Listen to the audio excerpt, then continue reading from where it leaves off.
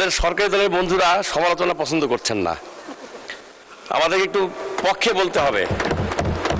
Budget সুন্দর, budget সুন্দর, অনেক করের বোঝা চাপানো হয়েছে, আমরা খুব হ্যাপি। স্পিকার, আমি যেটা বলতে চাই সেটা হলো যে আমরা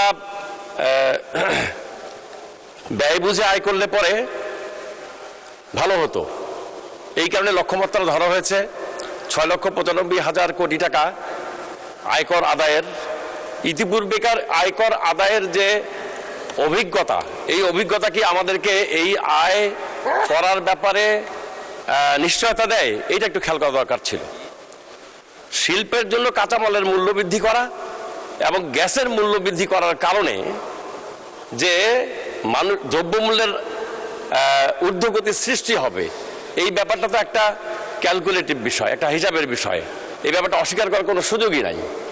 আমি মাননীয় অর্থমন্ত্রীকে আহ্বান জানাতে চাই যে আমরা যে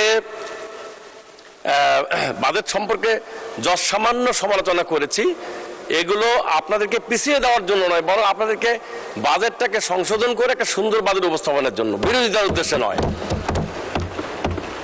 স্পিকার, আমার এলাকা সম্পর্কে একটু বলতে চাই, সময়টা অত্যন্ত সংকীর্ণ।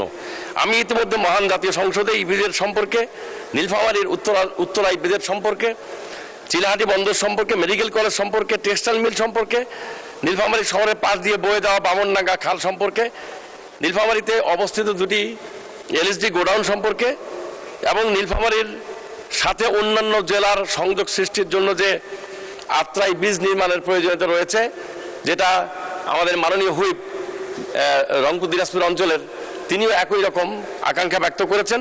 এ সম্পর্কে আমি ইতিমধ্যে কথা বলেছি। নীলফামারীতে শহরের ভিতরে যে রাস্তা রয়েছে, প্রধান সড়কটি অত্যন্ত সংকীর্ণ।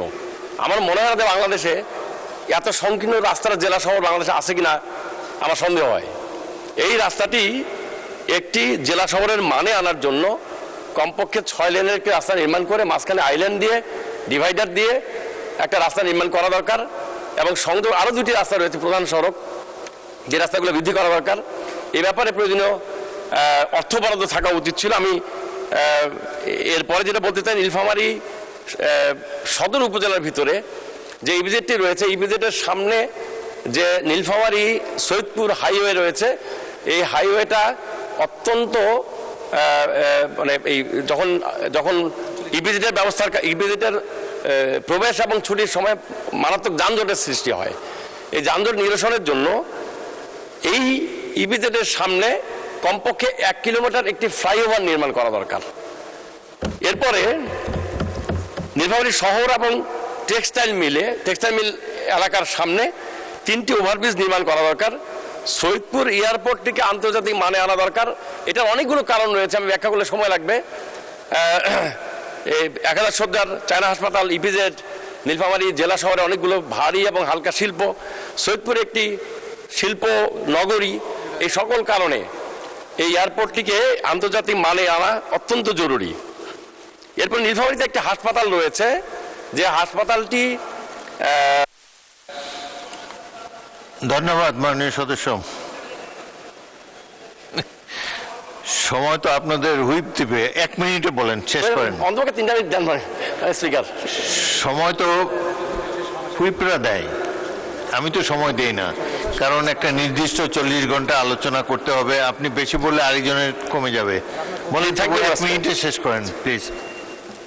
নীলফামারীর একটা হাসপাতাল রয়েছে 250 শয্যার হাসপাতাল, কিন্তু টোটাল স্ট্রাকচারটা রয়েছে 100 শয্যার হাসপাতাল হিসাবে। এখানে ডাক্তার রয়েছেন, ডাক্তারের পোস্ট রয়েছে 84টি, যেটা 100 শয্যার হাসপাতাল হিসাবে।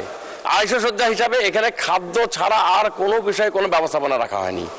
এই ব্যাপারে প্রয়োজনীয় ব্যবস্থা গ্রহণ করা দরকার।